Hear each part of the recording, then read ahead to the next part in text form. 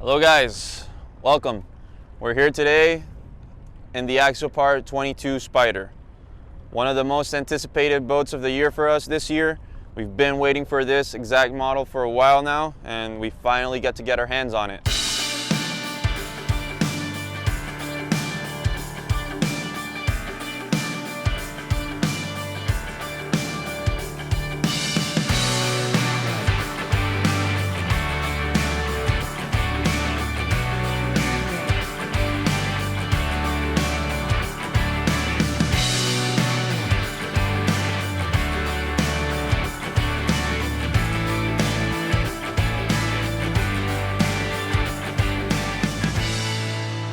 We're excited to be the first today in the US to test the entry-level model of Axopar's adventure boats.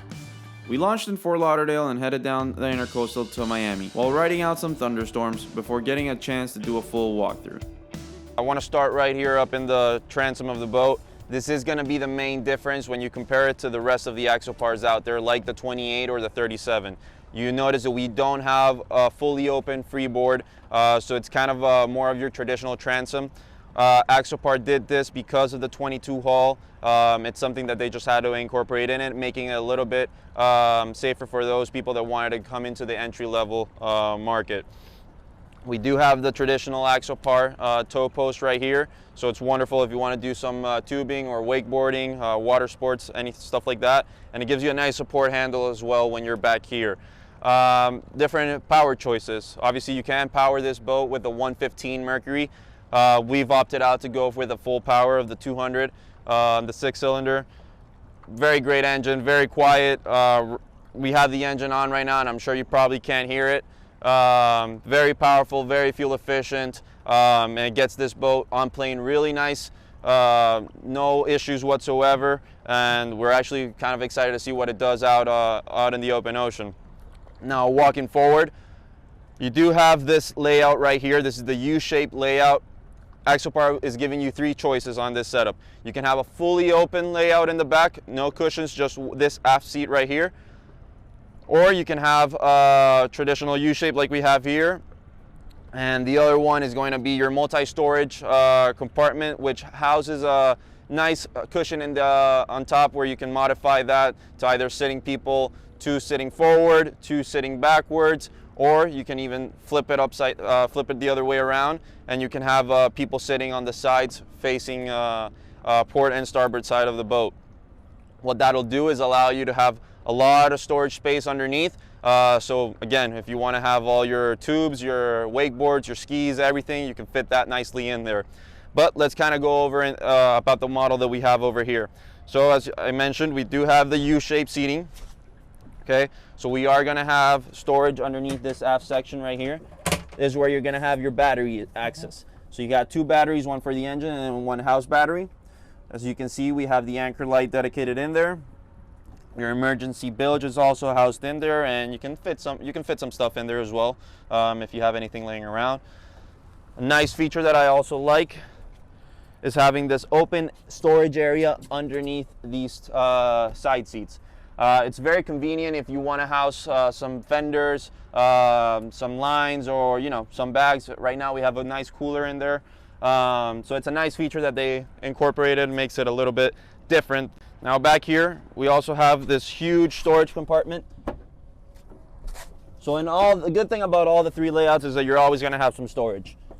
This one is a little bit different, but look at the size of the storage. Right now we have some cushions in there. We got some life jackets. You got your two main batteries in there. But you can kind of outfit this obviously as to your particular needs. There is also a table that installs right here. So we got the mount for it, and then the nice tables, and you can have a nice entertaining area over here. Now, as we all know, Axopar has this unique and traditional feature where their helm seats are always able to turn around. So I can swivel these two seats facing aft, and when you have that nice table over here, you can comfortably seat 1, 2, 3, 4, 5, 6, 7 people. Probably 8, but the boat is rated for 7 people, so let's leave it at that. Moving forward into the helm, got your nice leather Axopar wrapped steering wheel. We have our SimRad / vessel view display. So here I can have access to all my engine data. I have my chart plotter, my depth finder, pretty much everything that goes into detail in terms of the electronics of the boat. Then over here we got our panel switch. You will notice that we have a lot of open real estate over here, so I can easily fit another screen if I wanted to. Have a Fusion stereo head unit over there. We do have the basic one from Axopar over here, so I can easily control everything through that as well. We got our trim tabs over here to the left side of the steering wheel. And then we got our wonderful Mercury throttle control over there, allowing me for the easy stop switch. So if I want to start the engine, I just press the button, the engine kills itself, and if I want to start it up again, I don't have to worry about putting the key through. I just press that button. We got our USB wireless charger over here, and then you will notice that all Axopars have this as well. A nice Axopar dedicated storage binder, so we can fit our GPS covers. Right now I got our tags in there. Anything that you want to keep basically away from the elements. You will notice this is the Spyder version. This boat is going to be available now with a T-top. It is going to be very popular here in Florida. I'm pretty sure that most people that are going to order this boat are going to get it with that. I am very excited to get that in. So here we have a cool feature that Axopar did for us on this boat. You have a fully customizable windshield. By what I mean by customizable is I can adjust this to the height that I want to still be protected from the wind. It does fold all the way down, so you have a good line of sight while you're seating. But if I'm standing up and I want that wind to be protected from that wind, I can adjust this windshield, raise it up more, and be nice and protected. As we move forward into the bow area, like the 28 Axopar, we do have a head in this boat. It's gonna be underneath the console. I just gotta open this, raise the system up. Right now, we do have a lot of gear with us, but you're gonna have your main toilet over there, a nice little sink over there. I like this feature. They hide out all the electronics components, so I can have pockets here if I need to store anything away. But if I need to get access into the wiring and everything, I just got to remove that, and I have easy access to the electronics. Now I want to raise this seat down. Locks nicely. We have access to our bilge up in here. Use it as storage as well. You can also fit that nice table that I was talking about in the back. You can put it up here in the bow area, and you do have this cushion over here, and then this one over there.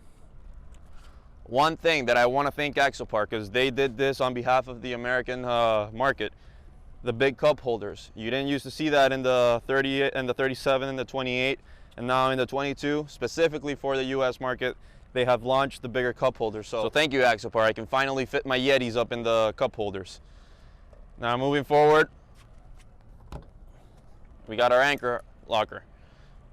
No windlass on this boat, but again, usually you don't find a windlass on a 22-footer, but you got a lot of storage there for your anchor, your ropes, whatever it is that you need to store as well. So enough of this walkthrough video. Now it's time for us to go out. We're gonna say hi to the guys over at Haulover Inlet and head back up to Fort Lauderdale. Hope you guys like it. Make sure to follow and subscribe.